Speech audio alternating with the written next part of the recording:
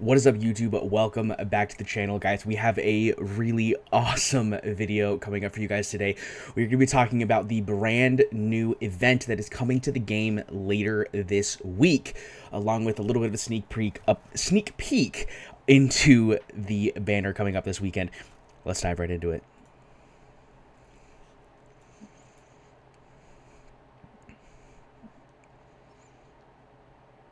And welcome back, guys. Like I said, we are talking about the new event that is coming to the game, and I am very, very excited about it because we are getting another fusion event, another legendary fusion coming to the game through this event going on right here, the time-limited hero fusion. This is for the brand new hero Crowdor via the summon hero fusion. So this is going to be a little bit different. We don't have the official announcement of how this is going to work, at least as far as I'm aware. If you happen to know that information, make sure to leave a comment down below. And while we're talking about comments, don't forget to hit the like button to let me know you liked this video. And also, we are pushing for 5K subscribers, and we are almost halfway there, getting close to that 2,500 mark. So please don't forget to subscribe. But anyways, back to the event. So we have this brand new hero, Crowdor, coming into the game. He is a legendary from the North Throne faction, the good old Northerners, and you're going to be training the hero Draga to fuse the hero Crowdor. And the way that I believe that this is working is you're going to be getting Gorgon fragments, which you're then going to be using to fuse into Draga fragments, which you are then going to be using to fuse into the official legendary of Crowdor. So that's kind of what I'm assuming. If you've played Raid Shadow Legends, you're probably pretty familiar with this because there are two types of fusions in that event. There's shard summoning fusions, which is the type of fusions we've had in the past in Watcher. And then there are actual fusion events where you get champions that you then build up into other champions to make the ultimate end game champion in the game.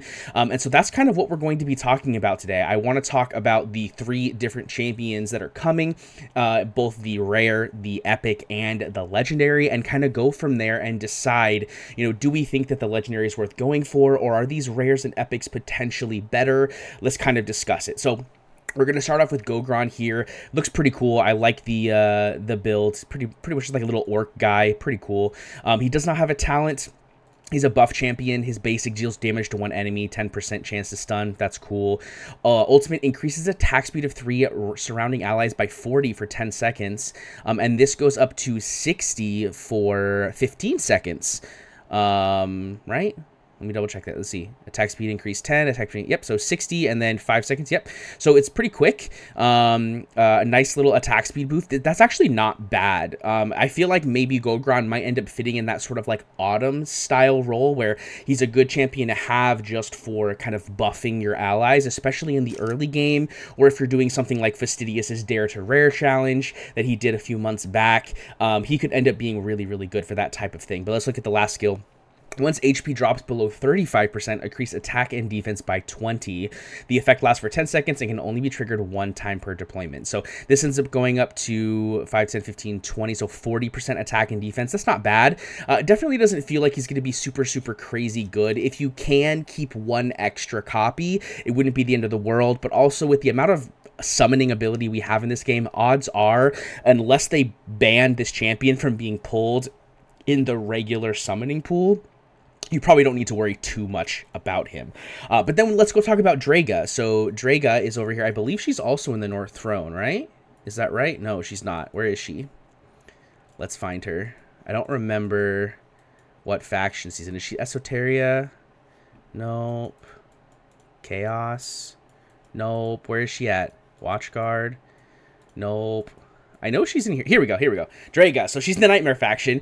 She is a defender champion. Another orc. Kind of makes sense. We're using an orc to fuse an orc. And I believe Crowdor is also an orc. I'm not positive, but I believe he is. And we have Draga. So she is a defense scaling defender. So she actually deals damage based off of her defense, which is really good. It's similar to you know, like an HP damage-based champion where you can build them tanky but still get damage, which is pretty nice. Your basic attack has a 30% chance of restoring 5% HP. That feels kind of bad, if I'm being honest with you. I haven't read the rest of the kit, but just right off the rip, you have a 30% chance of 5% feels kind of bad. If it was maybe 50% for 10%, then maybe that'd be a little bit better. But let's read what the rest of the kit looks like and kind of go from there. Basic is just, it's a basic, 100% damage to one enemy. The ultimate, upon activation, max HP 15% and defense 15%. This goes up to 25% each. That's very basic. It doesn't even feel like an ultimate to me, to be honest. I would think maybe this could be like a passive where when she's in her ultimate, she gains this. But there should be something else here. Like maybe we add like a heal, right? So upon activation, increase max HP and defense by 15% and heal 50% of your max HP or something, because then it's a little bit, you know, better. So nothing super crazy here, but let's look at the last passive here. Attacks up to 3 enemies ahead, dealing 150% damage and inflicting damage reduction, which is a 20% damage decrease for 4 seconds. Doesn't feel super great, if I'm being honest. Maybe the Awakens changed things. The duration of damage reduction increased by deterrence increased by 4 seconds. That's not bad. It literally doubles the duration. Is there a cooldown on this skill? An 8-second cooldown. Okay, so it's basically up 100% of the time. So that is actually not bad at her A1. That's pretty good. Just having a passive 20% damage reduction is actually not terrible. Then we have a defense 100. During the ultimate, reduces damage taken by 20%. See, I feel like this should be it built into the ultimate, right? Build this into the ultimate. Give the A3 something else, personally, but that's just me. Another flat 100 defense. We're okay with that. When the talent is triggered, gain 15% defense increase for 5 seconds. That doesn't feel great to me.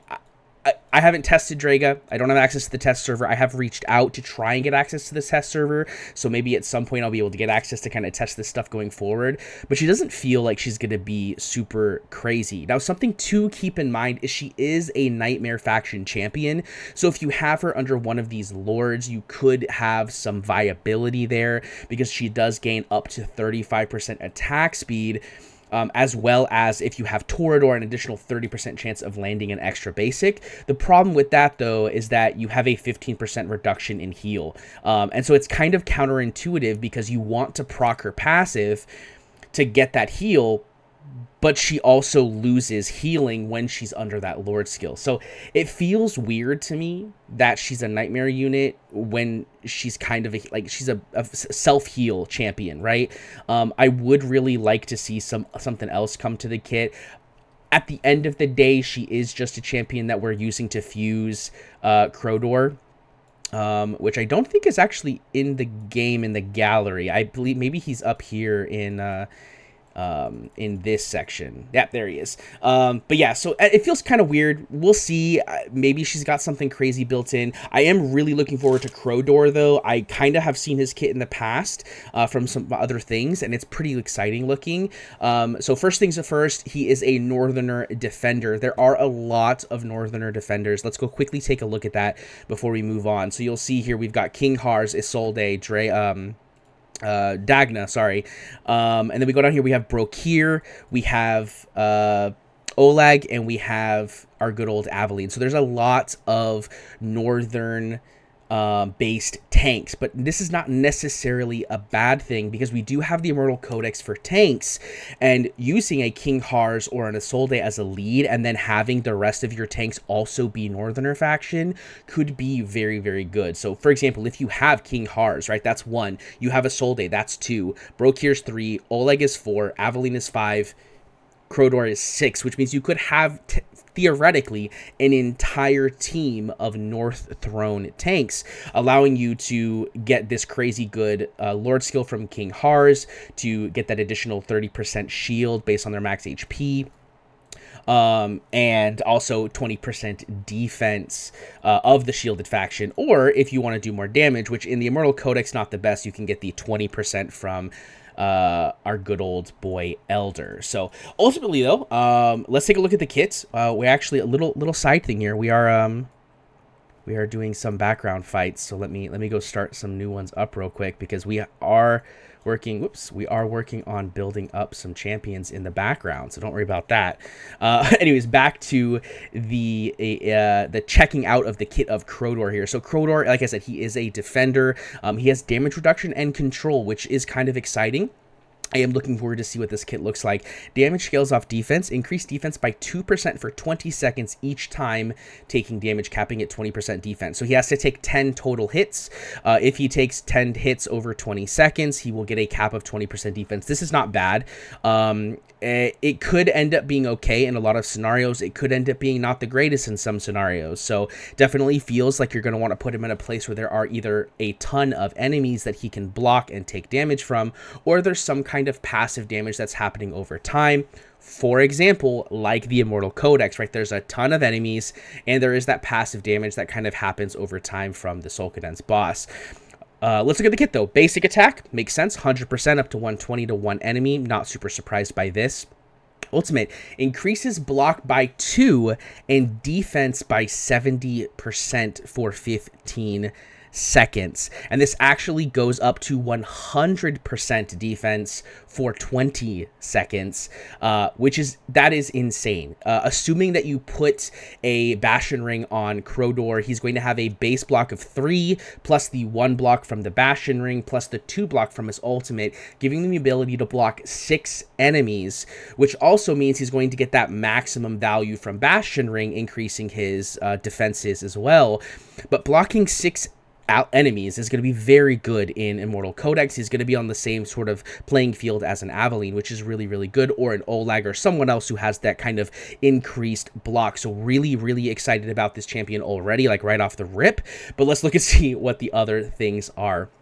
Braveheart, once HP drops below 30%, immediately enters a state of anger. Bellows at up to 10 enemies ahead and inflicts attack reduction on them. The next 5 basic attack change into striking at most 10 enemies ahead, dealing 150% AoE damage and inflicting stun. The ultimate is not available during this stage. The effect can only be triggered 1 time per deployment. That's pretty cool. I don't know how this is going to work necessarily in the Codex, because they don't really take damage, but the stun aspect of it is actually really interesting, because when they stun, they don't have to be blocked, so theoretically you can slow down the entire left or right side of the wave by applying this stun when he's in this phase, which could actually prove very good. Also, having the attack reduction means that they deal a little bit less damage to you, so you survive a little bit longer. So this is pretty interesting, and also giving it up to, let's see, this is 90, so 240% AoE damage does feel pretty good, and it goes up to 7 basic attacks as well, so you're basically able to hit 70 times if you have 10 enemies, right? Which is not bad. Like, that's pretty good. I mean, if you do that multiplication, I'll pull up a thing here. We go 70 times 240. I mean, that's 16,800% damage. That's a lot of damage, right? And of course, it's a tank, so the damage threshold is probably not crazy good, but he does scale off of defense, so we could actually get some decent damage out of this guy in certain game modes as well. Let's look at Unity Strength. Based on the number of adjacent allies, increase physical damage reduction and damage dealt. The effect reaches a maximum of 12% when there are 3 allies in range. So adjacent, I assume, means the 4 tiles, 1 on each side. So if you put him, and then you put 1 person behind him, 1 person to his right, and 1 person to his left, maybe 1 person in front of him as well. As long as there's 3 allies in there, you get a decent increase. I mean, this goes up to, let's see, 3, 6, 9, 12. So it goes up to 24%.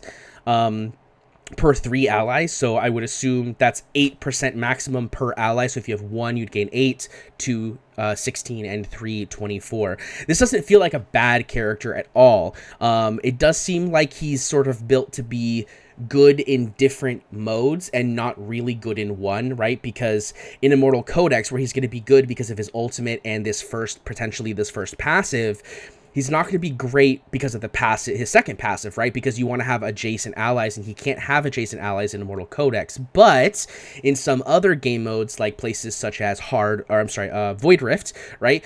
He could potentially be really good there because of this, and not so crazy because of his ultimate, etc., right? Let's take a look at the Awakens, and then we'll go ahead and call this a quit for the official video. But his A1, when gaining shield strength increased by 20%. This is great. He's North Throne. He's going to get shields if you have a Lord. That is really, really awesome. We love that. Great. Not the greatest you know, awakening in the world, because it does kind of require an additional champion. It requires a Vortex, a Gwendolyn, someone who can apply shields, or having a Lord, which you may not have, but also this is a legendary. It's kind of expected that you're sort of working your way towards the end game when you have all these champions built up. So it makes sense, right? Isolde was free in the past. She's also just a epic lord, which is not super difficult to get. You also could use Dagna technically, and get that shield as well, and it increases the shield strength by 20%. So we definitely like that. A2 gives a flat 200 defense. Great. A3 enhanced during the state of anger. Basic attack restores an additional rage of 50. This is really good. Yeah, this is really, really good. And the reason I say that this is really, really good is because once he comes out of this, he goes straight into ultimate, right? Almost guaranteed he's going to go straight into ultimate. In fact, let's do the math, right? Ultimate is 900 rage. So even if he's at base, right? If he's at base rage, he's going to gain 50 rage per hit. Yeah, basic attack it restores an additional rage of 50. So that means he's going to gain, if it's, again, max skilled, right? If he's max skilled, he gets 7 basic attacks times 50. That's 350 additional to whatever his base rage is, which, let's see, is 14, right? So he's going to be getting 50 plus 14, that's 64 times 7, which if we do that math real quick on the side over here, that's 448 rage. So he's going to get a good chunk of his rage back to be able to pop his ultimate almost right away, right? That's roughly half of his ultimate, which is really cool. Then we go to his A4, which is 8% all damage reductions, and his A5, which actually takes that state of anger, and instead of being 1 time per deployment, becomes a cooldown time of 60 seconds. I don't think that this is super crazy important, because a lot of the times, like, let's be realistic, fights are going to be over before you're going to proc this kind of stuff multiple times, right? Odds are you're going to proc this, and then you're going to win the fight before that next 60 seconds comes up. If not, though, this could be really good. I do think that A1 and A3 are actually going to be pretty good on him, but we don't actually know if he's going to be coming to the, you know, the hero pool later on to be summoned. We don't know if we're going to be able to fuse multiple of him. Odds are we probably won't be able to, but if we are, I mean, potentially worth to take him to A1, but we will for sure have to see. Now, that's going to be what we're talking about today, which is mainly just talking about the 3 new champions that are coming to the game in the form of this event. We do also have another video coming out talking about this new banner that's coming out on Friday, and we will have, of course, a follow-up video to talk about the actual events of the time-limited hero fusion once we get that calendar. But again, I'm going to say it one more time in the video, we are pushing for 5,000 subscribers, so please hit that subscribe button, notification bell, and don't forget to leave a like and leave a comment down below with, are you excited about Crowdor, and do you think you're ready? If you're not, you might want to start saving up on energy and gems and summons, because you're going to have to use those during this event in order to get everything you need. But guys, that's it for me today. I really hope you enjoyed it, and I'll see you in the next one. Peace.